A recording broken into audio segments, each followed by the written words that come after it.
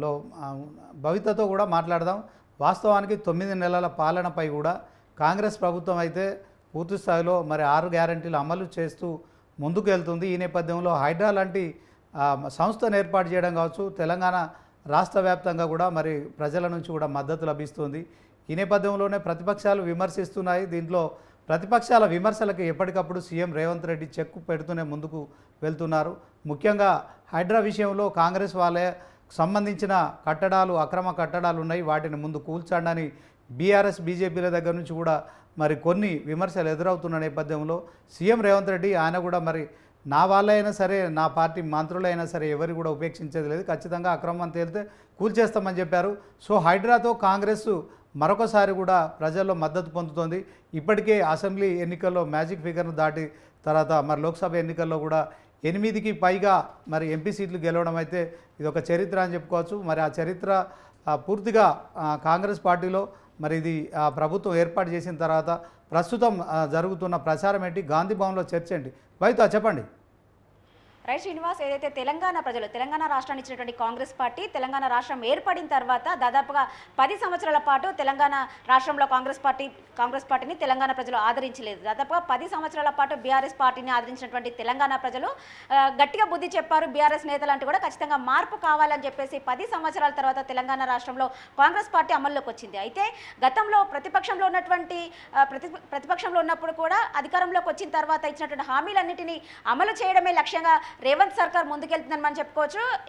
కరెక్ట్గా ఈ రోజుకి 9 నెలలు పూర్తి చేసుకున్న సందర్భం కూడా మనం చూస్తున్నాము. అయితే అధికారంలోకి వచ్చిన వెంటనే ప్రమాణ స్వీకారం చేసినప్పటి నుంచి ఖచ్చితంగా మా మార్కు పాలన చూపిస్తామని చెప్పేసి మొదటి నుంచి కూడా రేవంత్ రెడ్డి చెప్తున్న సందర్భం అయితే కనబడుతుంది. అయితే డిసెంబర్ 7న ఏదైతే అధికారంలోకి వచ్చారో ఒకవైపు ఛార్జ్ తీసుకుంటూనే ప్రమాణ స్వీకారం చేస్తూనే ఇది ప్రజాప్రభుత్వం, ప్రజాపాలన అందిస్తామంటూ కూడా ఒకవైపు ప్రగతి భవన్ ముందున్నటువంటి ఇనుప కంచాలు కూలగొట్టిన పరిస్థితి కూడా మనం చూసాము. అయితే ప్రమాణ స్వీకారం చేసిన తర్వాత వెంటనే ఏదైతే పీసీసీ అధ్యక్షుడుగా ప్రతిపక్షంలో ఉన్నప్పుడు వాళ్ళు ఇచ్చినటువంటి మాట నెరవేర్చుకున్న సందర్భం కూడా మనం చూసాము. ఎందుకంటే ఏదైతే మొదట అంటే నేను కాంగ్రెస్ పార్టీ అధికారంలోకి వస్తే మాత్రం ఖచ్చితంగా ఒక వికలాంగురాలైనటువంటి రజనికి ప్రభుత్వ ఉద్యోగం కల్పిస్తామని చెప్పేసి కూడా ఆమెకు మాట ఇచ్చిన సందర్భాన్ని నిలబెట్టుకున్న పరిస్థితి కూడా ఉంది. ఎందుకంటే ప్రమాణ స్వీకారం చేసిన వెంటనే అదే స్టేజ్ పైన ఏదైతే వికలాంగుల రజనికి ప్రభుత్వ ఉద్యోగం కూడా కల్పించారు. అయితే ఆ తర్వాత దాదాపుగా 48 గంటల్లోనే ఏదైతే వాళ్ళు 6 గ్యారంటీలు చెప్పి అధికారంలోకి వచ్చారో, ముఖ్యంగా ఈ 48 గంటల్లో మహాలక్ష్మిలే ధ్యేయంగా అని చెప్పేసి మహిళలకి ఫ్రీ ఉచిత బస్సు సౌకర్యం కూడా కల్పించడంతో పాటు రాజీవ్ ఆరోగ్యశ్రీకి సంబంధించి 10 లక్షల పెంపును కూడా మనం చూసాం. ఇంకా తర్వాత నెల రోజుల వ్యవధిలోనే దాదాపుగా ఒక్కొక్క హామీని కూడా అమలు చేసిన సందర్భం కూడా ఉంది. అంతలోకే దాదాపుగా 100 డేస్ కంప్లీట్ చేసుకునే వరకు మేము 6 గ్యారంటీలు కూడా అమలు చేస్తామని చెప్పేసి ఈ కాంగ్రెస్ ప్రభుత్వం చెప్తున్న పరిస్థితి కూడా కనిపించింది. అయితే అంతలోకే పార్లమెంట్ ఎన్నికలు రావడం, దాదాపుగా నెల రోజులకు పైగా కోడ్ అమల్లో ఉండడంలో కూడా కొంతమేరకు వాళ్ళకు ఈ ప్రజాపాలన అందించడంలో కావచ్చు, హామీలను అమలు చేయడంలో కావచ్చు కొద్ది మేరకు డిస్టర్బెన్స్ ఏర్పడిందని చెప్పేసి కాంగ్రెస్ వర్గాలు చెప్తున్న పరిస్థితి రైతు రుణమాఫీ విషయంలో కేబినెట్లో 31,000 కోట్లు రైతు రుణమాఫీ కేటాయిస్తున్నామని చెప్పి తీర్మానం చేశారు. దాంట్లో ఇప్పటి వరకు కేవలం అంటే 7,500 కోట్లు మాత్రమే రైతులకు పంచడం జరిగింది. మొదటి విడత, రెండో విడత, 3 విడతలు కలిపి కూడా మరి బ్యాంకులతో మరి డిప్యూటీ సీఎం బట్టి విక్రమార్క పాల్గొన్న క్రమంలో మరి మీడియాకి ఇచ్చిన సమావేశంలో 7,500 కోట్లు మాత్రమే ఇప్పుడు రైతు రుణమాఫీకి పంపిణీ జరిగిందని, మిగతా కొంత ఏదైతే 17,000 కోట్లలో ఇంకొక 10,000 కోట్లు కూడా బ్యాంకుల వద్ద ఉన్నాయని చెప్తున్నారు. ఎట్ ద సేమ్ టైం మొత్తం ప్రభుత్వం 3 దఫాలుగా చేసింది మాత్రం కేవలం 17,500 కోట్లు సుమారు. సో దీంట్లో 31,000 కోట్లు అని చెప్పడం కావచ్చు. తర్వాత రైతులకు ఇప్పటికీ ఆ 17,000 కోట్లలో కూడా లక్షలాది మంది రైతులకు ఈ రైతు రుణమాఫీ అందడం లేదు. మరి దీనిపైన కూడా మరి పూర్తి స్థాయిలో క్షేత్రస్థాయిలో మరి రైతులను గుర్తించే కార్యక్రమం చేపడతా అంటున్నారు, కానీ అది కూడా కన్మరుగైపోయినట్టు తెలుస్తుంది. రైతు రుణమాఫీపై మాత్రం రైతుల్లో ఎలాంటి ఫీలింగ్స్ ఉంది, దీనిపైన కాంగ్రెస్ పార్టీలో చర్చ జరుగుతుంది?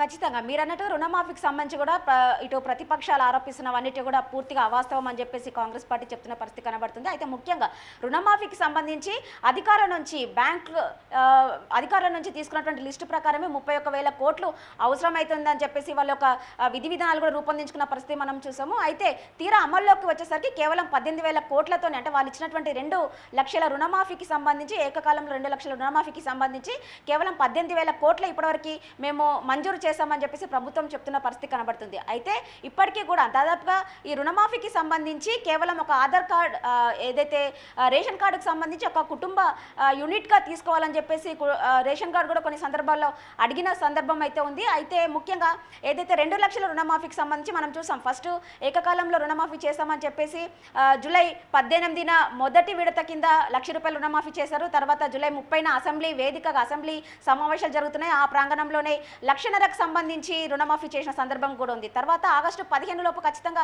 మేము రుణమాఫీ చేసి తీరుతామని చెప్పేసి వాళ్ళు మాట ఇచ్చారు.